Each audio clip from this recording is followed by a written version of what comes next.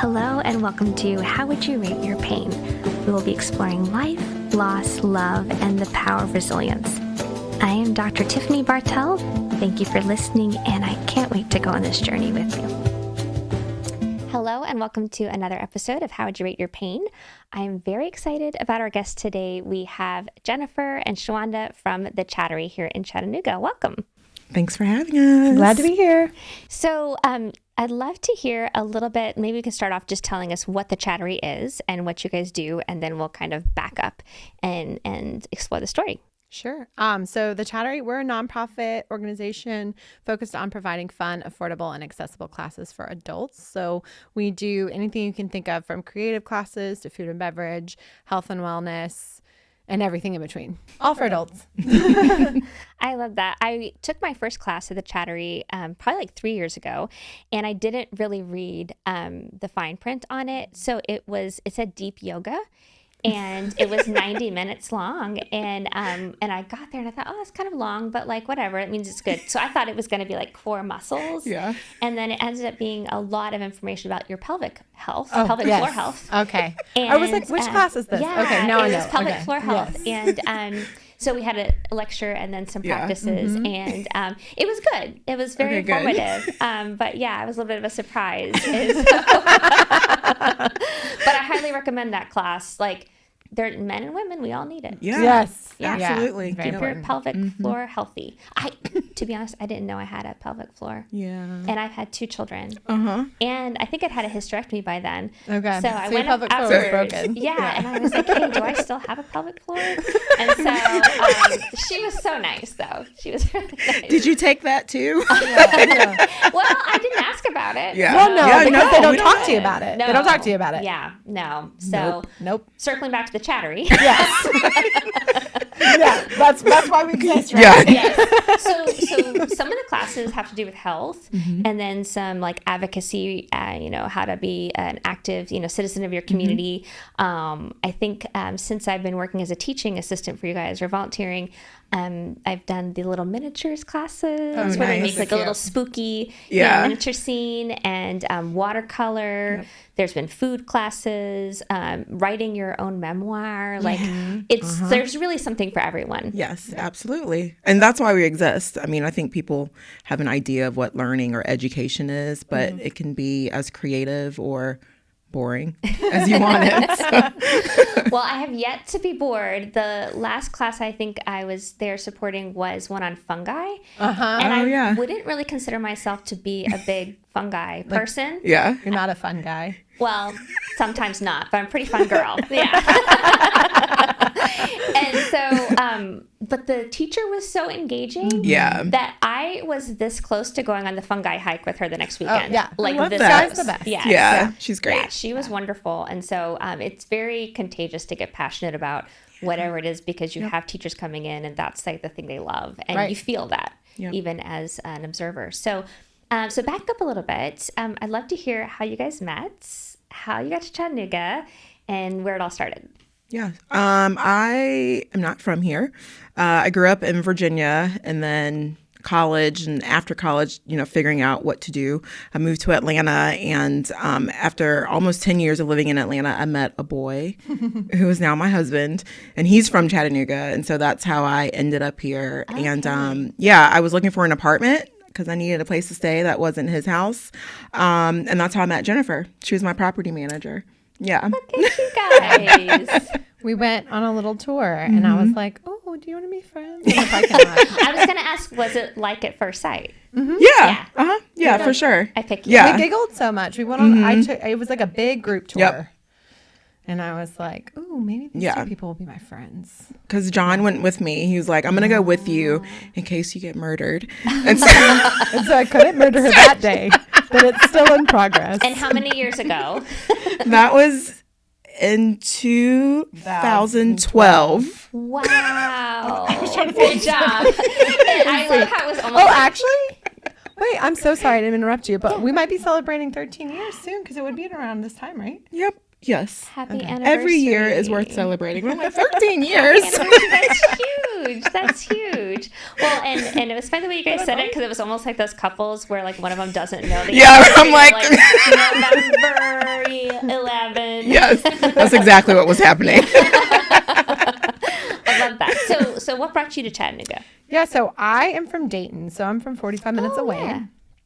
So I just moved down the road. No, I went to school at MTSU, lived in New York, moved to New Zealand for a year, and then came back because I had traveled the world on the way back and had no money.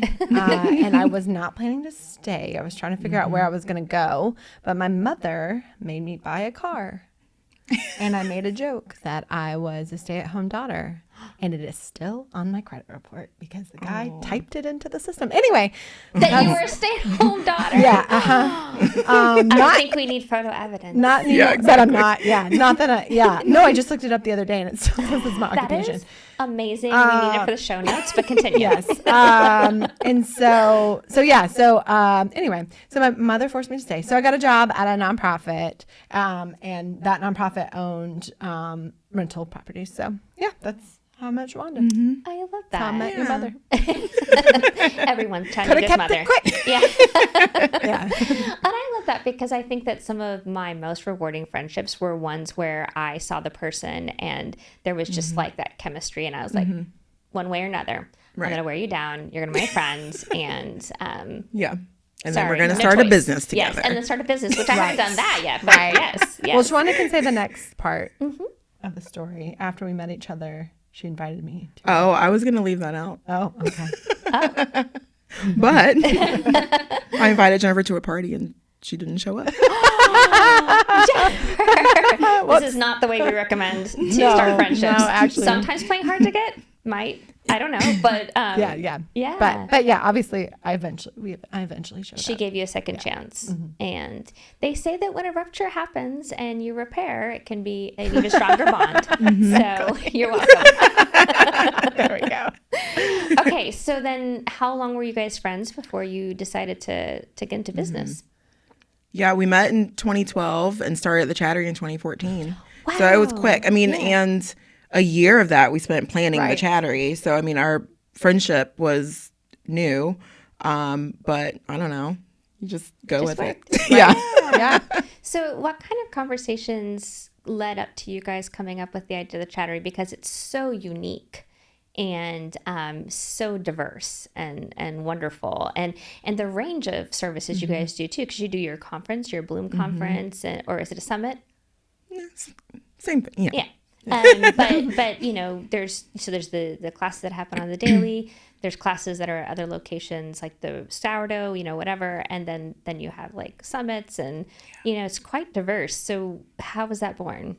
So I, when I lived in New York, I became friends with the owners of Brooklyn Brainery, which is a similar concept, in Brooklyn. And I was taking a Launch Chattanooga class, honestly, to just meet people, and had to have an idea. I had like a notebook of ideas, and then I just went with that one and kind of made a whole business plan around it. Wow. Yeah, and I took that class about the time when I would have met Shawanda. So by the time I actually started talking to other people about it, it had been a few months. Yeah. So, I mean, we borrowed the concept from Brooklyn, but ours looks very different because so theirs is community based and so is ours. Yeah. Yeah. But south, it's a driving town. Right. Yeah. Right. Yeah, Yep. for sure. Yeah. So what did you think when you first heard the idea, and what made you kind of fall in love with it and decide to go forward? Yeah, so at the same time that Jennifer was taking classes at Launch, I was also taking the same business classes, but with a different organization, CoLab. So we were both, you know, kind of back. She was back to the area, and I'm new to Tennessee. And so we're both trying to find friends. And so, yeah, I wanted to start like some type of food festival type situation, but like I knew no one here. And so when Jennifer and I met and she talked about her idea, and we were just like, she goes, do you want to just do it together? I'm like, okay. And so, you know, we researched Brooklyn Brainery. And so she told me about that. And so I looked, you know, at what they were doing and how they were learning from one another. And so we just kind of went from there. Yeah. That's amazing. So did you start off right away with like a storefront, or a physical rental space? No. So we popped up in different places. So Cadence Coffee was one of the first places we hosted classes. We've popped up at like board members, like conference rooms. I mean, just wherever, whoever would have us, like we would host a class there. And that also meant that we didn't have any overhead for those first few years either. Smart. Which was nice. But I mean, we started the Chattery with $100. Oh my goodness. And we had a fund at the Community Foundation, and that sort of like gave us the foundation to figure out like what to do after. But yeah, we just popped up all over. Yeah, that's amazing. We brought the learning to you.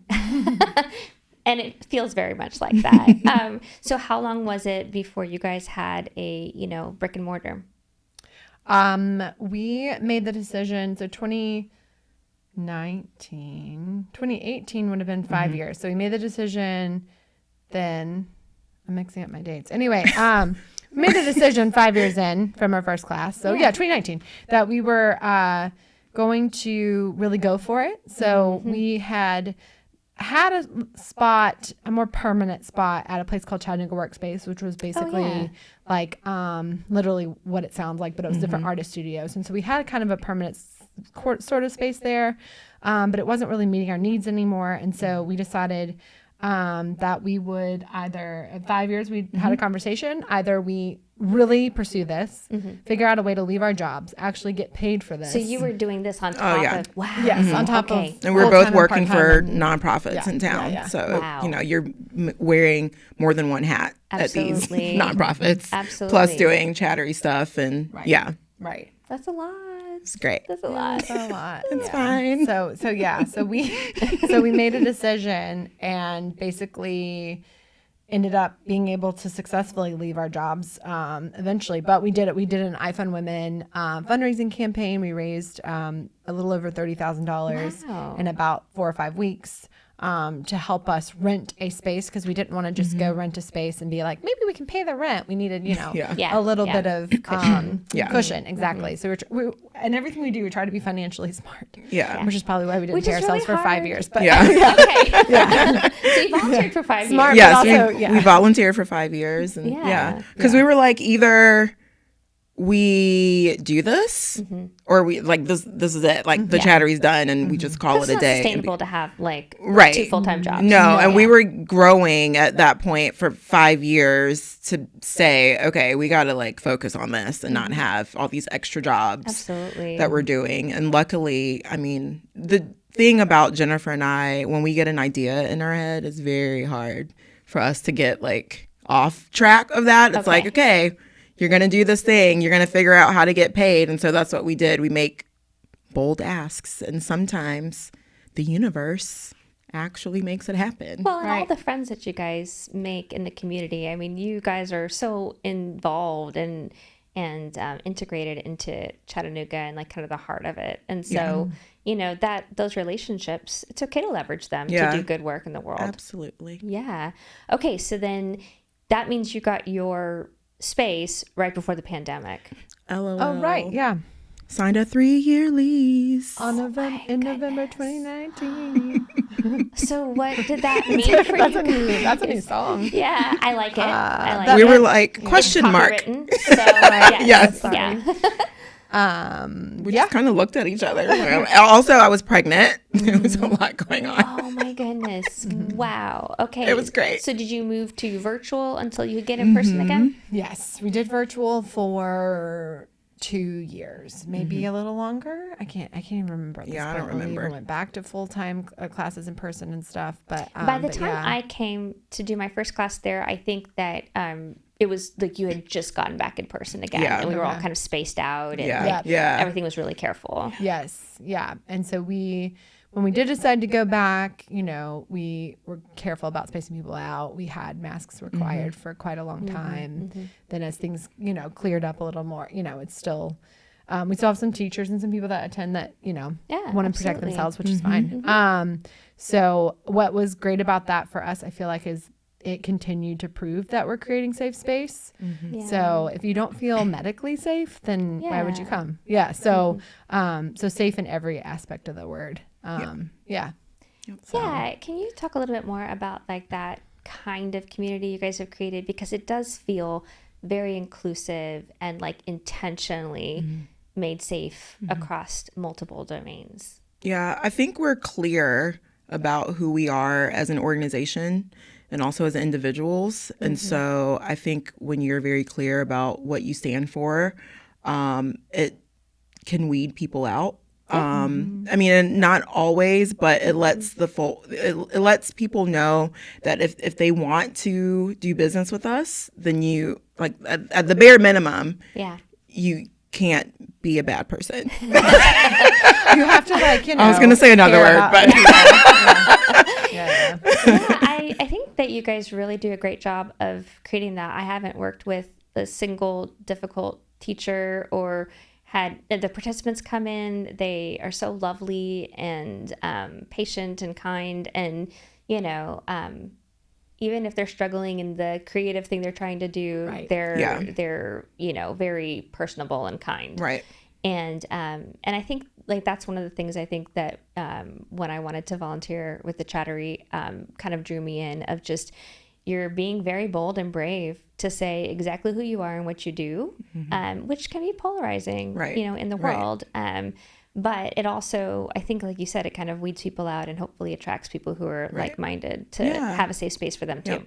And I think, too, we've created a safe space for if there is something that happens in a class, or if there's something like that the student or the teacher, the customer can come and tell us, too. Because I think oftentimes when we talk about customer service, like, I had a bad experience at this place, I'm just not going to say anything. Yeah. But we've created a system where we do want to know if it's something that we can correct internally, if it's something that we need to talk to about it to a teacher or a customer, that we can do that. And I think we, yes, are bold in who we are, but we also want people who are coming into our classroom that if you do have a bad experience, like, you can tell us and we'll figure it out together. But our priority is learning and making sure that you're learning in a safe environment. Yeah, I love that. And we also, I feel like we do offer space and room for people, because it is all about learning, who might not be exactly like-minded but are curious. And so we've had people come to classes and ask questions,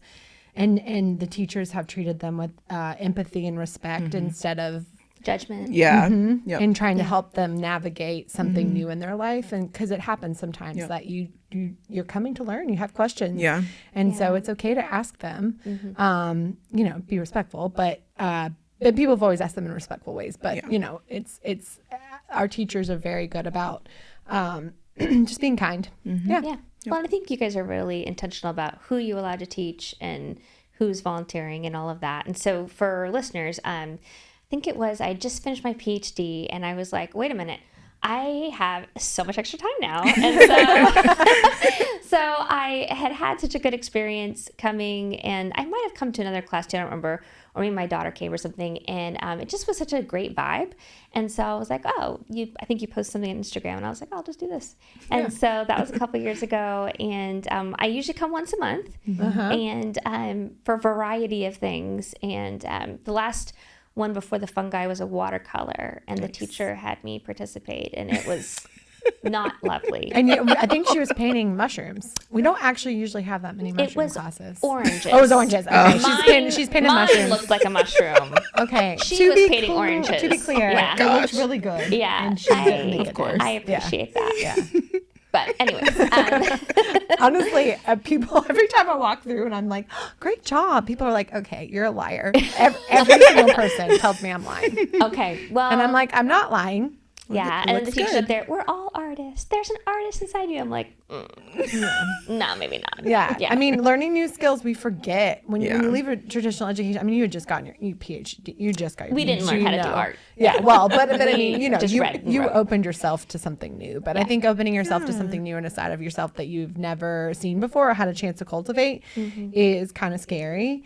And you're not going to be good at it. Because if you are, you probably would have discovered it way earlier in life. Class. Exactly. But if you keep going and you keep practicing and you don't give up, you can become better. Yep. I like that because, I think as adults, we don't want to be embarrassed. Right. It's like such a, I want to nail it the first time. There's a shame surrounded with like learning, and even, you know, when we do these like 101 classes, like some folks don't come, they're like, oh, well, I should already know how to do that. But you shouldn't, and it's okay if you don't, and you can come to the Chattery and figure it out with us. Right. Like we don't know. Right. I like You know, that. we didn't know how to start a business, but Here you are. And we still don't. No.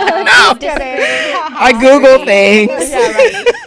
I still do Google things. No. I Google everything. Even when I'm saying like something I know is true, I Google it to make sure it's still I true. was just Googling something this morning. It was, do I have lupus? And I don't think I do. So it's fine. Gosh.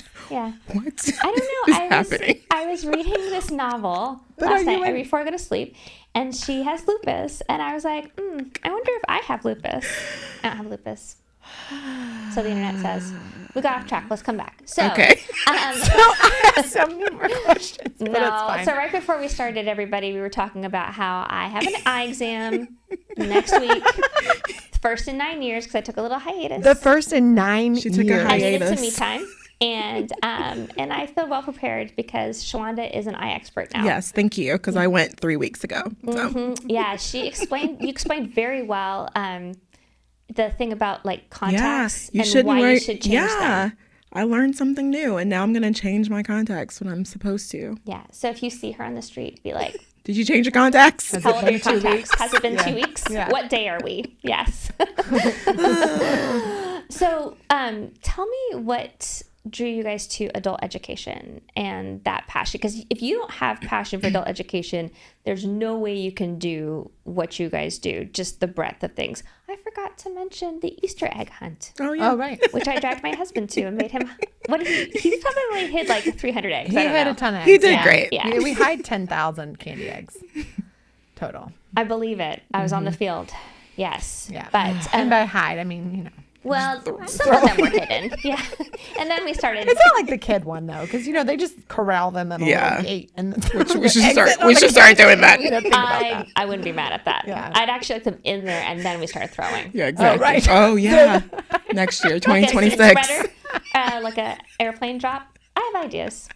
So, anyways, so adult So education. that's the egg hunt. Yeah, it's fabulous. Sounds Yes. fun. And people run, and run. also Oh, yeah. come Yeah. costumed, which is very delightful. I love it. It's Yeah. great. It's great. How many it's so much people fun. came to this last one? Maybe 300. 300? Yeah. It was- I it think the felt most we've a ever lot. had is like 450. Yeah. You don't want it too big because, Right, we yeah. have Because artists. then there's more eggs you have to hide.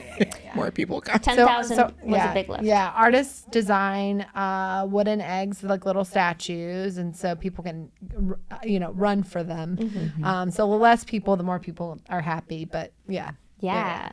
And then you guys have music. I think your husband was DJing, and it Yep. was such a fun vibe. And people just looked so happy. It was like the happiest event.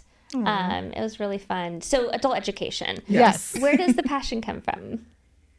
Well, I mean, I think at the time we were like, there's a ton of stuff for kids. We weren't parents at the time, and I still feel that way as a mom. I'm like, there's tons of activities for them We and need stuff. after school things and camps. And what about adults? Like, again, it's that idea that once you leave a traditional education system, that's it. You know everything. Yeah. And while there are some know-it-alls out there, we actually don't know everything. Yeah. And so we were like, why not just focus on adults? I really Yeah. like that. I really and we've like stuck that. to that mission for 11 years. Yeah. Yeah, there's only like once in a while that Yeah. there's a Once kid in a- inclusive event. And it's usually kid and parent. I don't think we've ever once done something just for kids. We've rented our space before and people have used Right. it for that, but that's just like not our mission. Yep. And we've talked about expand. We talk I Yep. think once a year, especially after we had kids. We were like, Should you know, we? should we? And maybe it will change eventually, but I think sticking to our The thought of someone else's children. right. It can be Stressful. The thought of my own child. Right, like it's running around. Yeah. Like I mean, Yeah. my hat goes off to people Yes. who focus on children and art activities for it's just But you got not the aquarium us. and Yeah. you got like the Yes. science Creative Discovery museum. Museum. Yeah, the Discovery Museum. There's enough for Perfect. kids. They're fine. Yeah, yeah. They're, They're fine. fine. They're The adults fine. still need help. Like, no matter 20s, 30s, 40s, 50s, 60s, however, we still need nurturing and learning. So Yeah. We kept hearing from people, people talk about it all the time, that the art's being taken out of schools and so the kids can't learn. And I'm like, yeah, because they'll never get to learn again. Like, what does that mean? Like, we Yeah. can actually focus on the adults. And if their parent learns something, they could go home and show their child. So there's also ways that we can, or, like our watercolor class, and kids 8 and older could come. Right. So a kid could come with their parents. So there's ways to do this stuff together that's a little bit more unique. Well, and I love that idea of continuous learning. Let's keep the arts in the schools. Yes, absolutely. In recess, Right. Yes. Because I can't imagine. Oh, I need recess. I can't sit still too long. This is like my max right here. Yeah. And so pretty soon she'll be getting up. I'm gonna have to go soon. Just leaving us here. Talk amongst yourself. But I think providing that intentional learning opportunity, because it's so hard to learn something new on your own. And learning with other people and having that community and that camaraderie. I think that's really lovely to have as an adult and have it picked out for you. Yep. Right. And I refer a lot of my clients to the Chattery, and because they're lonely, they're transplants to Chattanooga, or I see a lot of moms, that kind of go into that mom tunnel of it's so intense when the baby first comes, and then you get into just this habit of house baby work, or whatever you have going on, and you emerge 5 years later and you're like, what am I wearing? Right. And who am I? Right. And I need a haircut. Right. And so we do not provide haircuts at the Chattery, but I'm sure you had one about hair. We have had a few about hair. Yeah. Yeah. And find your color palette and all those things. Yeah. And so I think that's really, it's such a gift to the community to give people a way to reconnect. Empty nesters. Yeah. It's so hard when you've lived your life in one way with one main identity. Yep. And then, to be able to branch out and maybe even proactively branch out. You don't have to wait till you're lonely. Absolutely not. Yeah. No. Yeah. Don't wait till you're lonely. Yeah. And that's also why we have an arts program for lifelong learners who are over the age of 60, because especially during the pandemic, we were all lonely, but especially older adults were very lonely. And so how can we combat loneliness and learn at the same time? So we did art workshops virtually. Yeah. And they've still continued to this day, where we've partnered with libraries and the city of Red Bank to continue to do it for a subset of people who often get left out of conversations when we're talking about inclusion. And it's just really lovely to see people still learn at 60, 70, 80 years old. And it's never too late to do anything, to start a new hobby, a new craft. And so if the Chattery can be a platform for that, then come on. Right. That's so exciting, because I think sometimes you get to a certain point and you're like, I guess now I just wait around and everybody else is kind of waiting around for me to just go and learning something new and having the opportunity to get better at it as a new beginning. And I think that's really lovely. And is it Vivek Murphy talks about how there's a loneliness epidemic, and we've been talking about that for a number of years, and it's as bad for your health as smoking cigarettes. And so I love the idea that multiple nights of the week and so many hours of Saturday, there is something for everybody. So what are you guys' some of your favorite classes that are offered? Or events? Oh, right. Or events. Right. Because we do it all. You literally do it all. Yes. I'll start with an event. I love our markets. I think our markets are super fun. We have some people who have never vended before, so they're people kind of trying to figure out and navigate finding their passions. And so you give them that space and mentoring. I love that. Yeah. Yeah. And something we're planning to expand on in coming years. So I love our markets. They're super fun. Yeah. We started doing night markets a couple years ago, and it was game changer. Great. Yeah. Night market's so fun. So fun. I'm always out of town when it happens, and so I need an advance calendar so October 17th. Yeah, mark your calendar. Don't go out of town. It's a Friday night, I think. Okay, October 17th. Yes. Okay, got it locked in. Yes. If you're listening to How Would You Rate Your Pain, you're probably a person who understands the power of talking through the issues that we're going through. I'm really excited to let you know about BetterHelp, an online therapy platform. I'm not one of their therapists, but very thankful they sponsor this show. Wherever you are, BetterHelp will match you with a licensed therapist who can listen and help you through whatever you're going through. It's flexible and entirely online. Listeners of the show can get started with 10% off the first month by clicking the link in the show notes or by going to betterhelp.com/Tiffany Bartell. Yeah. So anyways, favorite classes and events. Yeah. So I also love our markets. I think they're a lot of work, but they're so much fun. And Jennifer and I spend too much money at our own markets because we use that opportunity to then go and like buy stuff. Yes. But this year we did a really cool event for our 11th anniversary. It was called The Sessions, where we just did all day mini workshops, and it was so fun. And it was lovely to see so many people come in to like take these mini workshops from us. We had coffee, we had cocktails. Our friend Megan taught a like make your own like mini recipe book, and not the Duchess of Sussex. Not Yes. Not Meghan Markle. Yes. Meghan Swan is her name. Yes. But also a princess. Also a princess for us. Yes. Yeah. So yeah, I mean, it was just so much fun just to watch so many people come in and I don't know, just spend all day learning. I love that. Yeah, it was a fun day. That's really fun. Mm-hmm. Okay, so the events, put them on your calendar. Not hard to miss. So a little bit of a like more somber conversation. Tell us a little bit about what happened to your precious brick and mortar space. I was like, what happened? When she said somber, I just couldn't figure it out. I literally gave you guys a heads up before we started. I thought you were going to be like, I could see ghosts. And I'm like, I know, we talked about that. Yes, because I've developed over talents, but that's not what we're talking about. Right. Okay. Yeah. So I know. Right. So on a Sunday in early August, not October. Yeah. August. So that was last year. Mm-hmm. A year ago. Mm-hmm. Someone broke into our space and set it on fire. Yeah. We did not know him. Mm-hmm. He was only 21. It was just a random, he happened to be able to get into our space. He busted through the garage door, and which is very robust. So yeah, he busted through a panel of the garage door, and then on the video, he put it back, which is maybe for some reason. So kind. Why is it the most fascinating part so to me? Kind. It's just the most fascinating part. Yeah. Like why? Because then the fire happened. Okay. So yeah, so we've seen the video footage and the police, but in the footage there's like an alarm, and so I thought he was trying to like and then I realized the fire was going on. He was bringing that in for at least 45 minutes, and he had set something really plastic on fire. Okay. It took like a while for me to realize like, that's the fire alarm. I thought it was like an alarm in the back where he had done something. Yeah. Anyway.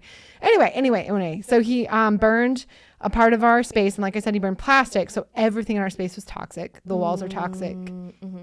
Hopefully not anymore. But just everything was trash. Yep. Right. Yeah. Everything we had worked for. One of the cleanups, and it just was. I think I had been there like the week before or something, and it was just completely unreal, the amount of damage that was done in such a short amount of time. Yep. Yeah, for sure. It's not a call that you want to get on a Sunday morning when you're packing to get ready to go out of town the next day. Right. Oh. We were both going out of town. We were going out of town. Yeah. And I was supposed to have gone out of town, but I had canceled it. So okay. I wouldn't have even been there. Sunday, sorry. Yeah. That weekend, right before. So I literally would have been on my way back if, Yeah, I think one of the things, of course, everyone was just devastated for you guys because this is like your baby, but I think one of the things that I really was hit by afterwards was just pouring in of support from the community, from everywhere. Overwhelming. It was very overwhelming, like in a good way, but like it was still very hard to process not only the fire, but then so many people showing you love, because it was such a, it's like a weird time in the world at all times, it feels like. So then to have so much love coming at you and donations and support and notes and text messages. And I mean, we had to have someone like, can you just go through our DMs and like organized, like who's offering what, because people were offering up their space. Like we just couldn't manage it.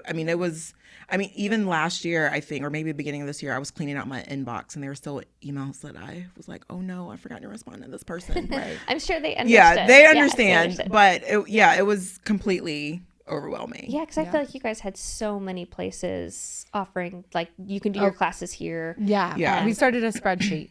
Yeah. Because it was so overwhelming. Yeah. People were offering their backyards, their houses, which was so sweet, but for liability reasons we cut it. Yes. But we ended up going with the Society of Work in the Edney from the majority of classes, just so we could have like a place or two instead of it being all over town. Just because it's confusing. People were already confused.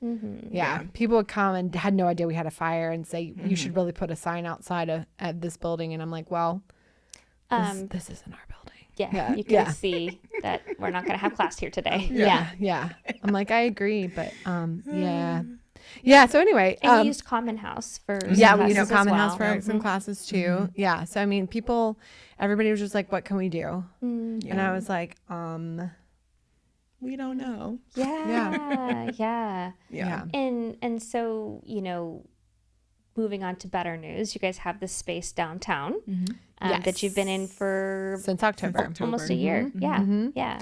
So we've got River City has some commercial properties, and so they offered us the opportunity to activate that space. While we're waiting for them to rebuild the other one. Waited for a full year. But we can say as of today, there's work going on. There's work going on. While we sit here. There's work. And the biggest news is that you are going to buy the building. Yay! Yes. We should have said that in unison. You could do it again. We can edit it if you need to. Confetti. But okay. It's okay. Yeah. Oh, we need confetti. I have some in my hair. You need flower sprinkles. Yeah. Megan's flower sprinkles. Actually, that was full circle. Sweet. Yeah. So how long do they think? I mean, obviously remodels and construction are. Yeah. I mean, I think honestly, we don't know. We do not have a timeline, but now it feels like things will probably go quickly. Yeah. Okay. Go fast. But it is looming. So, yeah. Yes. We're going to regroup this week and talk about that, because we have to figure out when, because we have to, we're raising money. We've had some money raised already from foundations. We have a public campaign, which we can talk about, but obviously we're still going to be getting a loan. Right. And so we talked to multiple different banks. And so we've got to, once we're 60 days out from completion, we have to go back to them. And we're both like, when is 60 days though? When is completion? So so I don't know if we go today. You know what I mean? Yeah. Like, is it going to take 60 days? Yeah. If one of you banks could call them and give them some answers. Well, actually, we need it's the construction. Yeah. No pressure. Which is wild. It seems like the bank would be like the most difficult part of this process. But yeah, because of who we are as individuals, we've already done the meetings with the banks just to be prepared. Okay. So when construction was ready, the spreadsheets. Yeah, we have the spreadsheets. Like, so we're ready. We're just waiting to figure out like a timeline. Well, and construction's so tricky because sometimes the weather affects, and then materials and hopefully it will never rain again. Just kidding. I don't want to drought, but if it at least not for a couple weeks. Yeah. Maybe on the weekends. Because we don't want another fire. Yeah. If there's a drought. Just Sundays. Just it can wait on Sundays. Another fire. Yeah, no. Well, you wished for it. We're gonna pull you back from the ledge now, girls. Okay. Pulling you back. All right. Deep breath. You're safe. There's no fires. But yeah, so we are gonna make a couple little changes to the space too, because we're not just buying. So some we'll clear this up on this podcast. Some news reports have said we're repurchasing our space, which we never owned it. Okay. Some are saying we've already purchased our space, which we haven't yet. Miss number 2. Never purchased. Okay. We were renting. We're not buying. It's a big building, kind of like I always say it's an urban strip mall. Yeah. Yeah, right. So we're just buying the suite. We're not buying that whole. I mean, I wish, but we're not doing that. So we're just buying one suite. So we were in 2,500 square feet, which was half. We're going to buy the full 5,000 square feet, which is amazing. Whole. So excited. Yes. Yeah. And we're going to have a little bit of basement space. Ooh. Yeah. The basement, I realize, is like half. I thought it was like the whole thing, but it's like 2,500 square feet. So, I mean, it's great. We're not going to, this is going to be for storage, but it'll be nice to have a place to put stuff. Absolutely. Yeah. Absolutely. Yeah. Especially like, as you're gathering more things. Because that's the other thing that went in the fire was everything. Everything that we have collected. your tools. Yeah. Paintbrushes of all sorts. Different kinds of scissors. Our couch that we based an entire t-shirt design on. Yes. Gone, everything. All the stuff that we had worked so hard to pay for or get donated or and your little thing that had it was like a newspaper dispenser thing. Yeah. That wasn't ours, but the person who owned it got it out. Oh, so luckily, okay, good. It was the furthest thing from the fire, actually. Luckily. Because it's all the way at the front. Luckily for that, it was the furthest thing from the fire. But it was so cute. Yeah, and so because it's metal, she's like, I can just scrape it off and start over. But so everything else though, was trash. Gone. Well, and 100% the stuff gone. that wasn't gone was contaminated. Yeah. Oh, right. So smoke damaged. Right. And so I just remember hauling out, bags and bags of stuff, just being like, oh, this just represents years and years and years of accumulation. Right. And learning your teachers and what they need. And so I've seen every time I come to do my volunteer at the new location, I feel like you've gotten more stuff in there. And I'm like, it's growing. Yeah. We're going to need a basement. We have no room. You can see everything in that space. But it is what it is. But it is wonderful and it's full and it's thriving. Great. And so tell us a little bit about your fundraising campaign. Yes. So we are raising $50,000 in public support. So obviously, as mentioned, we've raised for the foundations. We're talking to banks about loans, etc. But $50,000 would help us kind of just have a little bit more security, a little bit of a security blanket. And we might even put part of that down too. Anyway, so people can donate at the chattery.org/building fund. Yeah. And if you aren't following them on Instagram, I really love the series you've been doing of having your board members and volunteers, talk about what the Chattery means to them and how they participate in it. And I think that's just so lovely to put faces. Yeah. And I think too, in the mental health field, whenever we're doing any kind of outreach programming, promotion, we're always wanting people to be able to see themselves, in that. And I think you guys do such a great job. Anybody who's watching is able to kind of identify and see themselves in the pictures, in the website, in the promotional videos. And I think that's just a level of inclusion that people are like, oh, I can go there because I'm kind of like that person. And if they're there, I can be there. Yeah. And if they give, I can give. Yeah. Right. Yes. So full circle. So what's the dates of the public fund sourcing? We started a couple of weeks ago. Yes. We are keeping it grooving for a little while. We're hoping to close it sometime in September. Okay. But we are, we're working on larger donations and securing some of that. So it's, Yeah. We're 25% of the way there. That's amazing. Yeah. Yeah. Because you just started. Right. That's amazing. Yeah. Yeah. So, we, of course, want to be halfway there, but it's fine. Yeah. I feel that deeply in my bones. Yeah. Actually wanted to be 100% Yeah. there Yes. today. Honestly, yes. And if this was live, I think it would happen.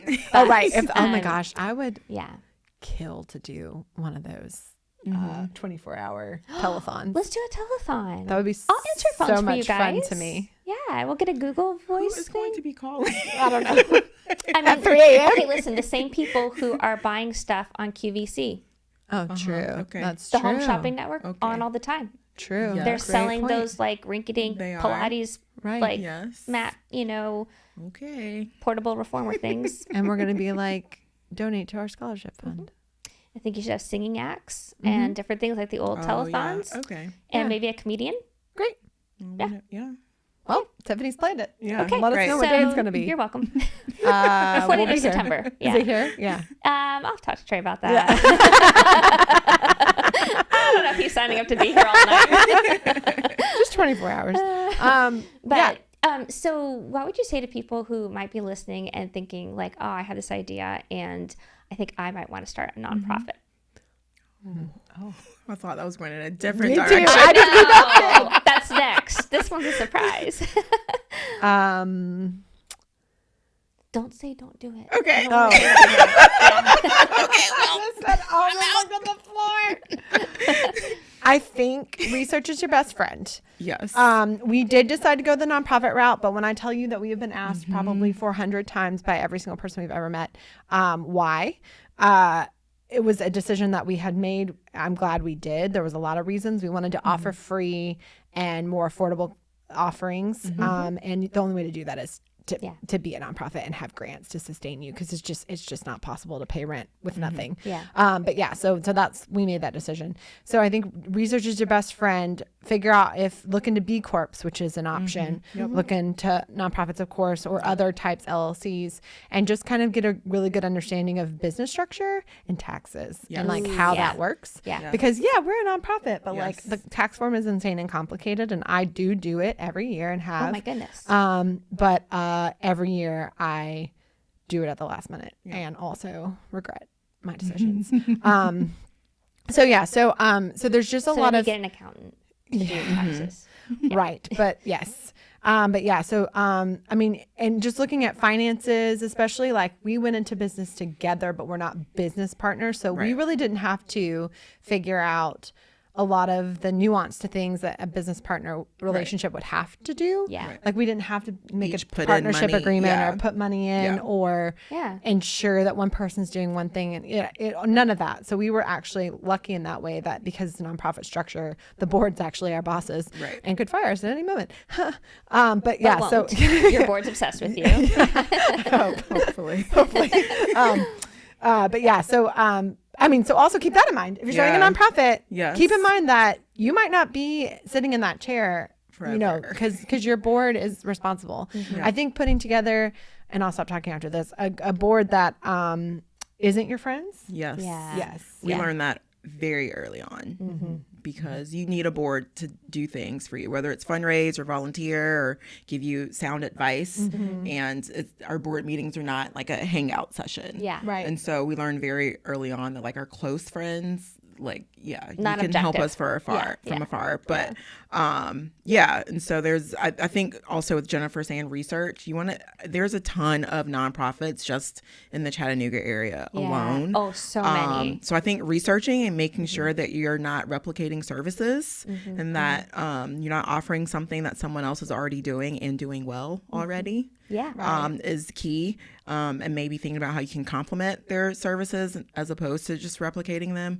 But yeah, research for sure. And make sure you know the difference between the nonprofit, the LLC, the B Corp, like all those things, because, people start things and they're like, oh, wait, what does this tax status mean? So like make sure you know what you're getting into before you file things with the IRS. Well, and one thing I really love is you guys planned for a year before, and you had already been thinking before in starting your notebook. And so, like good ideas take time to germinate, and taking your time to set it up strong is important. And we started very slow. I mean, we did 3-4 classes a month. And now we do 60 classes a month. So we started so slowly. As Shawanda mentioned, we didn't have any overhead. So like, we did pay ourselves. So I think, sometimes you just have to make that decision. I mean, if you're going to start a business, whether it's a nonprofit or for-profit, if you have the funds to pay yourself out the gate, congratulations. But most of the time, you're probably not going to be able to do that. I think that's such a great point, because in my line of work, it's a lot of people coming into the field wanting to have a private practice. And I tell graduates this all the time, and only some of them listen, like, don't make your private practice your full-time job. You will starve and you'll be very stressed and unhappy, which doesn't make good counseling. But you guys worked for 5 years letting something else pay your bills while you built this up to where it was ready. And I think that's so key to like have something that's paying your bills, so you're not putting pressure on the system you're trying to create. And then eventually do pay yourself. I think people too, they want like instant gratification. And we've learned that an overnight success takes about 5 years. And so it took us, 5 years to get here. And we're still growing. There's still more that we want to do. There's still, more goals that we have. But I think just like wanting to hurry up and like have a paycheck, it's great, as you should, but sometimes creating a business might not be the place you do that quickly. Right. All right. Well, thank you for joining us this episode. find stories or find places where your story can be held, and be gentle with yourself. We'll see you next time. How Would You Rate Your Pain is a pop media production and is recorded at WaveLength Studios in downtown Chattanooga, Tennessee. Our set is designed by Mad Honey Rentals, graphic design provided by Josh Wilhem at JW Creates. Music is by Michael Crosa. This podcast is not intended to be taken as medical advice and should not take the place of regular therapy. If you have questions about your mental health, see a licensed clinical therapist. I'm Dr. Tiffany Bartell. Please follow us on Instagram and Facebook at How Would You Rate Your Pain. Thank you for listening, and I'll see you next week for another episode.